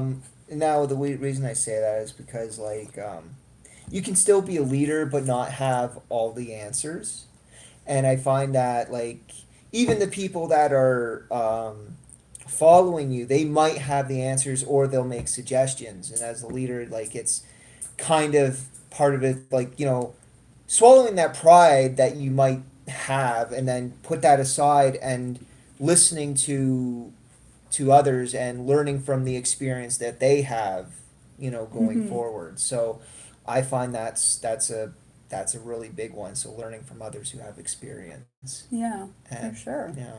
So what about subs then? What's two traits for a good sub? I would say probably very. I mean, obviously, both of the ones that apply to DOMs, being a good listener, having a sense of humor, being compassionate. I think those are just good traits in general for people. But I think too, with like from the sub point of view is understanding that your dom is also human mm-hmm. and they make mistakes too. You know, because sometimes in my opinion, I feel that sometimes DOMs get thrown in this light where they're like this impenetrable being that knows everything, and but no, they're just a person like everyone else, and no, they have feelings too, or you know, they might need to take, you know, a breather or some time or whatever, you know. So it's kind of like acknowledging that and not putting them up on this high pedestal and having all these expectations of them because, you know, again, we're all human. Mm-hmm. For sure. Yeah, I would say like, yeah, I think that's pretty much covers what I would want to say too, Mhm. honestly. So, yeah, I think, and I mean, honestly, I think that there's lots of the traits that make a good dom or a good sub are the traits that make a good person in general, you know, and are they suited for each other? You know, like I would not be suited for somebody who needs a ton of structure because I am not a terribly structured person. I work much better with people that I can give a general idea to, a like, you know, here's what I want done, do it in whichever way works for you, and go with that, versus like, oh, okay, being really nitpicky. Now, that's not to say I can't be nitpicky because he'll call me out if I say that. Because I can totally be like that. I can be really, really like, oh my God, this isn't done exactly the way I want it. But usually there's a reason for it. So, and I explain that. But yeah, I think that just too, that people are suited to each other is important. So, um, let's see. I meant like Black Lagoon, Full Metal. I want to check out Full Metal Alchemist. Yeah, I've Like I heard know good that things. that's like a really like common popular one, but I think that's the one I was just reading about the other day where he's got prosthetics, and they deal with it really well. So I want to check that out, because maybe I might get a prosthetic leg. We'll see. Um, You got to make sure it's a gun, like from Planet Terror. oh, absolutely, yes. If I get a prosthetic leg, I'll make sure it has a gun in it in Canada, because that'll happen. Well, Do you forget where we live? Like maybe if we went to Vegas again. the person in Planet Terror pulled it off. They killed all those zombies. It was cool. Mm. You know, she shot a grenade out of it. Like, come on, set your bar up here. We're being asked about scents during scenes. I don't like scents during scenes because they give me headaches, which sometimes lead to migraines. Yeah. Um, but I know a friend of mine was like a kink vendor and used to, like, in 5 minutes would sell out of leather scented incense. And stuff like that. So I know that can be very popular. I think scent is also very strong. I mean, we know scientifically that scent is a very strong sense where it triggers memories and stuff like that. Like to this day, if I smell like fire or specifically firemen, it reminds me of my father. My father was a fireman, and when I was a little girl, I always associated that smell of like smoke and sweat and everything with my father, and I was quite close to him. So I went on a date once with a fireman, and all my friends were jealous because he was super hot, and he tried to kiss me, and I was like, "Oh God, no! It's like my father. Oh, gross!" And I very, you know, regretfully said, "Thank you very much. It was lovely, but we can never do this again, and I need to go away now." So I learned that, you know, that is always going to be an association in my head. So I think that you can kind of use that to your advantage. I think that would be an interesting scene if you enjoy scents. Having people associate, so there's like a point to all of my rambling, but having people associate scents with certain types of play or something like that, where it's, you know, you could have it so that this scent triggers a feeling or emotion or memory.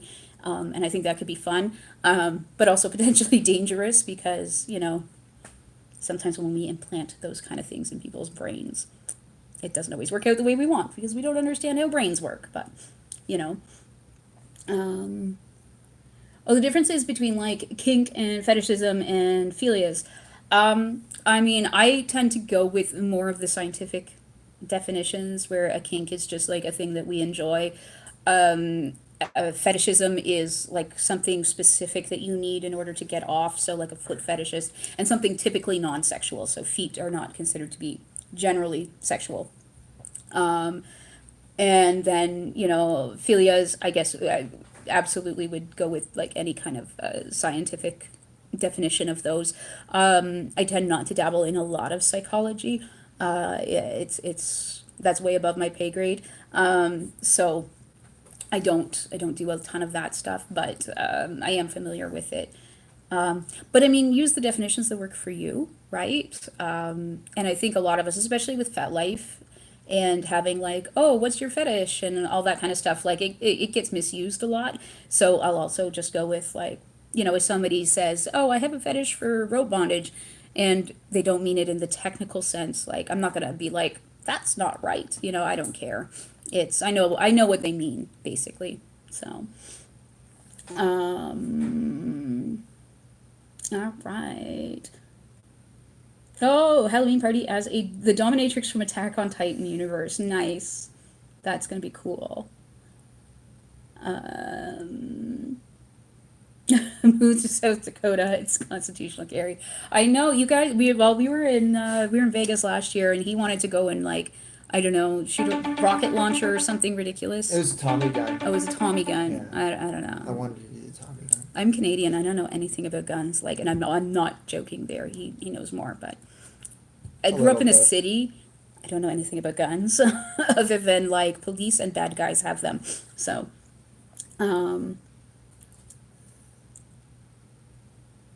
oh yeah, absolutely. Billings, Montana, right? I'm not familiar with all of the state abbreviations, but yeah, totally. Email me, Mike. Sorry, there we go. So you guys know what I'm talking about, because I realize I read the comment, and then if I don't say it, you don't know what the hell I'm talking about. But yeah, we'd love to. Yeah, it's Montana. Yeah, okay, we'd love to chat about that for sure. My email is in the about section. Please email me. We love to travel around, and we've been down to the States a couple of times, and it's a beautiful country, and we love There's lots Love of the there's chance a to lots get of down different things in the states. Yeah, It's like, interesting because you get so many different, like, I want to say not climates, but well, like, there is different climates, but but, it's like different landscapes and everything. yes, Like, yeah, I mean, the desert versus like the rainforests in Oregon that go up into BC and that. Yeah. And like, yeah, it's awesome. I don't know. I like it. And it's, I don't know, it's always nice to go somewhere that isn't home, right? yeah, absolutely. I don't know. I'm a travel person, so, but yeah, for sure. We'd love to chat with you about that kind of stuff. So, oh, we can't really talk about dirtiest things we've ever done in a scene just because YouTube are kind of jerks about stuff like that. I'm sorry, guys. But rest assured, we do filthy things sometimes. Yeah, I love Americans, but y'all are a little weird at times, for sure. It goes both ways. But I mean, yeah. Like, have you seen us? We're completely weirdos. I was just having a lovely discussion the other day about I used to go out to Newfoundland, and when I was young, because I have family out there, and we ran into some friends, and one of them is a Newfie, and so we were talking about all this fun Newfoundland stuff. Everyone else thought we were nuts because it is a very strange place at times, but I love it. So, awesome. That's really cool. You guys have like a good community going there. And I think, I mean, every community starts as small. And Somewhere. yeah, we live outside of Toronto right now, and our community here is fairly small, but it's really good. The people are amazing. And I've been to all kinds of different places. I used to live in a smaller city where I went to university, and I started up. Other people ran munches there, and I ran a monthly fetish night at a bar. And, again, we had a small community, but it was doing really good. And I moved away from there probably, oh my God, 15 years ago now, maybe more. And they still have nights going, and, it's really popular. So it's like once you plant that seed, it just grows and grows and grows. So, yes, everyone stay weird. It's way more fun this way. So, have I ever been to England? I haven't. You've not been to England, No. have you? No, no. I've only traveled, honestly, within North and Central America. And then you went over what, France and France and Belgium. Belgium, yeah. So, and then he's also been with me in North and Central America, so like Canada, U.S., Mexico, and Guatemala so far. But Technically, we could also say Belize when we crossed over that lake. We were oh walking yeah, along the we beach, so- accidentally went to Belize because we walked too far. So I guess we can count that. Yeah, no, we really No, can't. no. It was accidental Belize.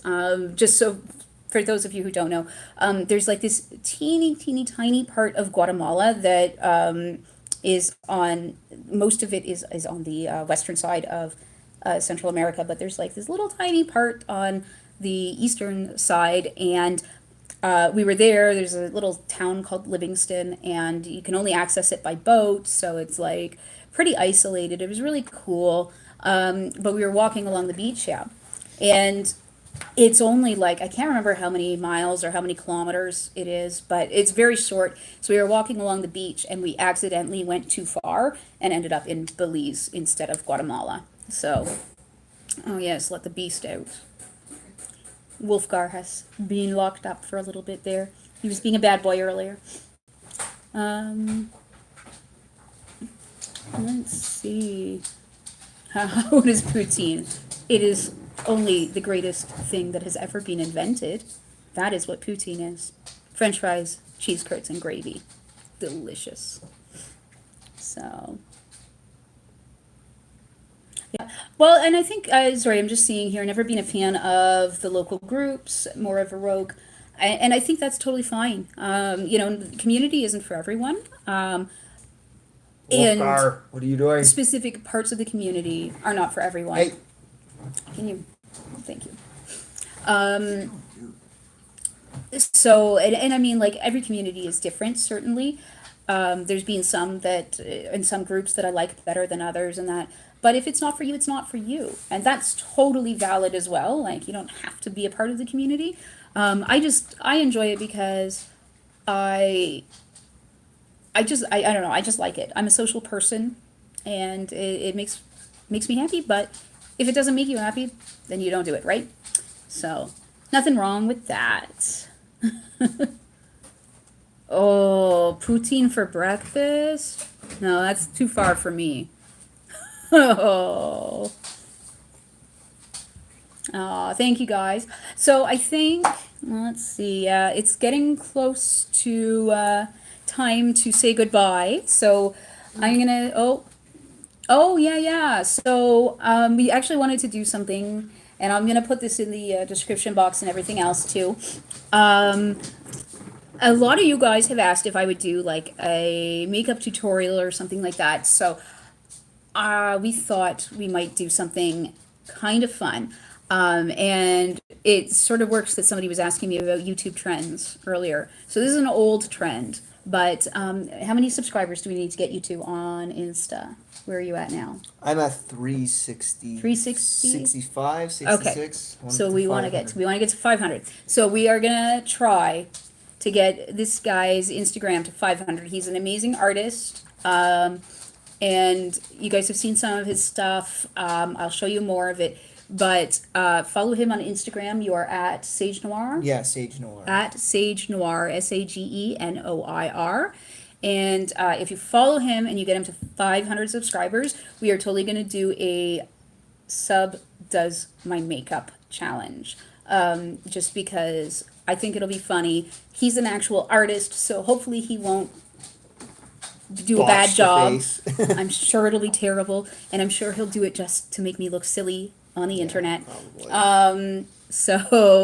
Yeah, if you guys are into that, I will include it in the comments. I'll put his Instagram, and we'll put that around. Also, follow me on Instagram at Ms. Morgan Thorne. But follow me first. I need it. She doesn't. Yeah, well, You have YouTube. Cut me a break. yeah. But anyways, guys, so we're gonna do more of that, and I'll talk about that in a proper video in a little bit. But anyways, yeah, tomorrow we got a brand new video. It's the outdoor yes. kink. So here's your sneak preview. It's an outdoor kink. We filmed it over the summer. I hope you guys like it. And yeah, I will see everyone later. Thank you so much for coming out and hanging out with us. And we'll see you later. Bye. Take care. This is the one I have to turn it off with. Oh.